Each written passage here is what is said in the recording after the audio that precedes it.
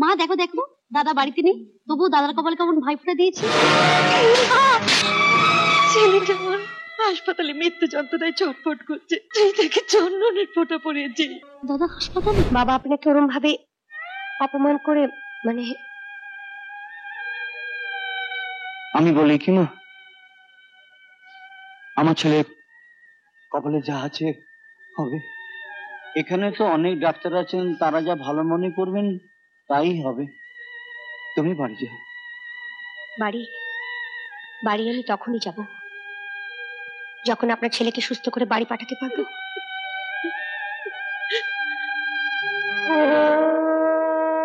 আমি আমি আমার বাবার হয়ে আপনাদের কাছে ক্ষমা চেয়ে নিচ্ছি।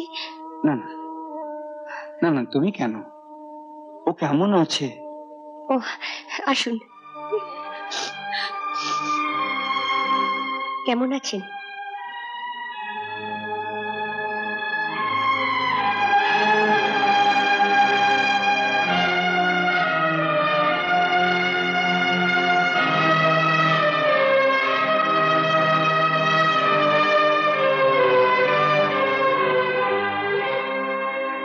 কেমন কেমন আছিস বাবা?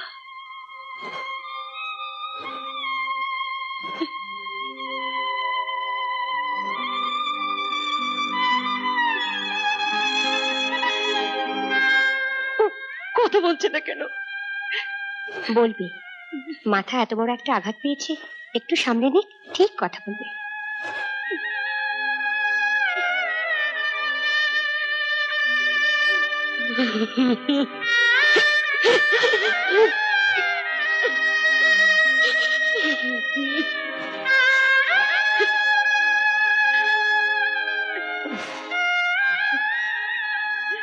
উনি একটু এখানে বসুন, আপনি একটু।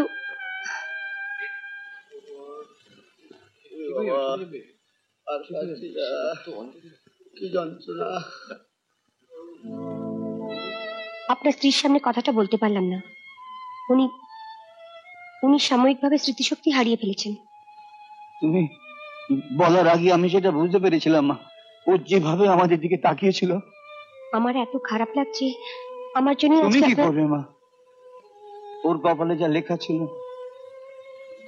আমি শুধু ভাবছি যে ওর বোন দুদিন বাদে নার্সিং হোম থেকে ফিরবে, তাকে আমি কি বলবো?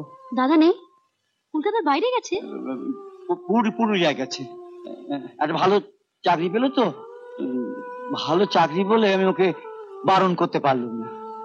তোমরা দুদিন পর দাদাকে পাঠাতে পারলে না? আমি ডাক্তারবাবুকে অনেক বলে কয়ে দুদিন আগেই ছুটি নিয়ে এলাম। কেন? কেন বুঝতে পারছো না? কাল ভাইফোঁটা। মা মা শোনো, শুনছো? শোনো শোনো শোনো, মনিকা ডাকছে। মা দেখো দেখো, দাদা বাড়িতে নেই, তবুও দাদার কপালে কেমন ভাই ফোঁটা দিয়েছি।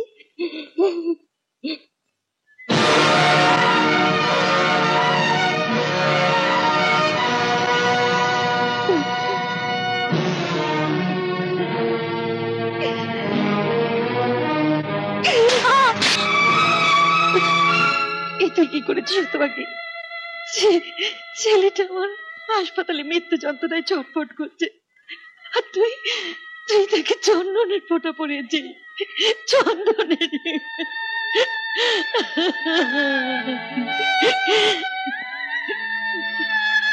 এ কি করলে তুমি? ওকে জেনে শুনে কাজ করেছে। কি হয়েছে মা দাদা? দাদা হাসপাতালে কেন? বলো না মা, কি হয়েছে? বলো না দাদার কি হয়েছে? বলো না কি হয়েছে? বলো না, বলো না। ওর কাছে গোপন না করে সত্যিকারে বলো না যে শত। তুমি বলো না বাবা, দাদার কি হয়েছে? না না না না না, এমন কিছু না।